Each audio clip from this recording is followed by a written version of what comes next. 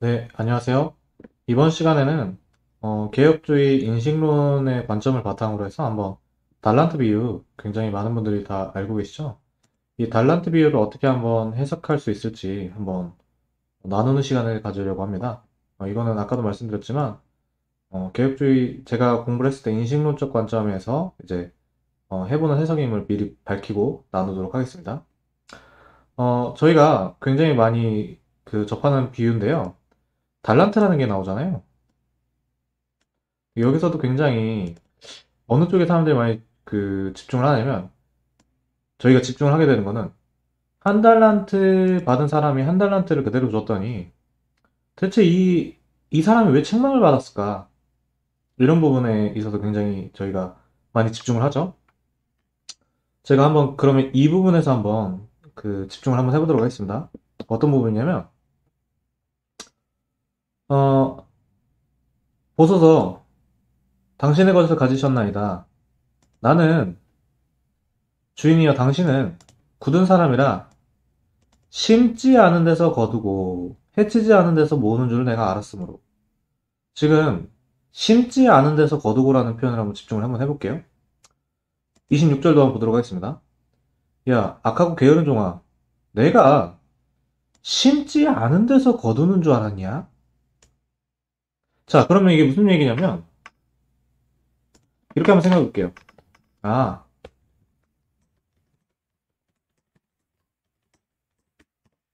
심으신 것에선 거두시는구나. 이렇게 한번 표현을 해보겠습니다. 심으신 것에서 거두신다. 심으신 것. 그럼 뭐냐? 주신 것. 아, 심으신 것. 뭐냐? 주신 것. 그러면 이것이 무엇이냐? 지금 보면 주신 것 가지고서 하는 거를 원하시는 거예요. 지금 달란트로 달란트를 불어나게 했죠. 그리고 취리하는 자에게 맡기더라도 달란트가 불어나요. 근데 지금 이 친구, 이 한 달란트 가진 친구가 하는 게 뭐냐면 땅에 감추어두고 주신 걸로 해야 되는데 이거는 말고 자기가 자기가 뭔가 한 거예요. 주인이 주신 게 아니라 주인이 주신 걸로 한 게 아니라 자기가 뭔가를 한 걸로 생각을 한 거예요. 아, 당신이 심지 않은 데서 거두고 해지지 않은 데서 모으는 줄 내가 알았으면. 자, 근데 이게 한번 생각해 볼 부분이 있습니다. 저희가 마음밭 비유를 한번 생각해 볼게요. 마음밭 비유 보면 우리 다 알죠? 씨앗. 이게 뭐 신천지도 뭐 말씀이라고 한다고 하는데 저희가 신천지가 그 마음밭 비유에서 씨앗이라고 한다고 해서 예수님께서 내 말이라고 제 이게 뺏기면 또 그렇다고 해서 완전히 빼버리면 또 굉장히 안타까울 것 같기는 해요. 왜냐면 분명히 예수님이 자기 말이라고 하셨던 것 같은데 말씀 그죠? 그러면 이 달란트가 뭐냐? 말씀이네. 말씀 뭐냐? 진리구나. 라는 부분 한번 생각해 보도록 하겠습니다. 그럼 밑에 볼게요. 이제 이 주인께서 타국에 갈 때 종들을 불러 소유를 맡긴 것 같으니 마치 뭐가 같냐면 이제 예수님께서 승천 그리고 나중에 다시 올 때죠. 재림이죠. 재림에서 뭔가 심판하는 모습을 보이고 있습니다. 그죠? 그죠? 이런 부분에 있어서 염소와 양을 나누는데 염소 뭐냐? 말씀으로 안 한 거예요. 말씀과 상관없는 거. 이게 아마 바리새인들이나 율법교사들, 뭐 사두개인들 뭐 이렇게도 한번 뿐만 아니라 그렇게 온전한 말씀이 아니라 거짓된 것들을 전하는 사람들에게도 한번 비유를 한번 생각해 볼 수도 있을 것 같습니다. 양은 온전한 말씀으로. 자, 그러면 이때 여기서 한번 생각해 볼 부분이 있습니다. 내가 주일 때 너희가 먹을 것을 주었고 한 사람들이 있는가 하면 날 돌봤고 그것뿐만 아니라 이쪽에서는 우리가 어느 때에 하였나이까 이 내가 진실로 너희에게 이르노니 너희가 내 형제 중에 지극히 작은 자 하나에게 한 것. 아, 작은 자 하나에게. 작은 자.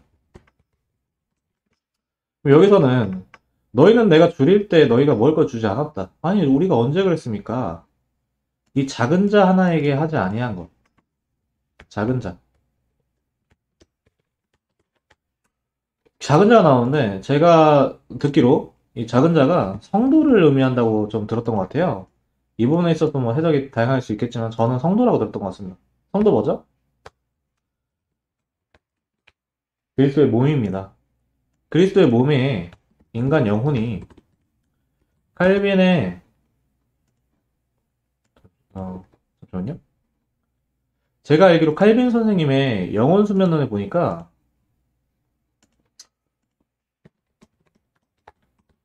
이 영혼 수면론자들을 반박하는 책인데 인간 육체에 대한 심판은 됐지만 영혼에 대한 심판이 있을 거예요.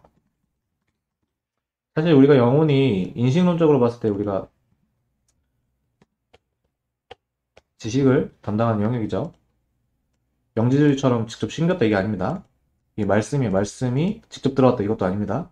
말씀의 지식을 갖게 된 것들, 말씀들로 온전히 말씀들로 양육받은 성장한 풍성한 하나님을 아는 지식에서 자라난 이러한 영혼들을 의미하시는 게 아닐까. 그래서 의미하신 것 같다. 그래서 우리가 심지 않은 데서 말씀과 상관없이 자신의 생각, 판단, 혹은 세상의 기준, 이런 걸로 하지 말자. 그렇기 때문에 온전한 진리의 말씀을 전하기 위해 목회자들과 신학생들은 이상한 짓 하지 말고, 이상한 짓이라고 하면 이제 굉장히 비판적인 언어죠. 여기서 마치, 이런 좀 약간 뭐라고 해야 될까요? 이단성 있는 수많은 거짓들이 아니라 참된 공부, 정말 제 바른 가르침 위에서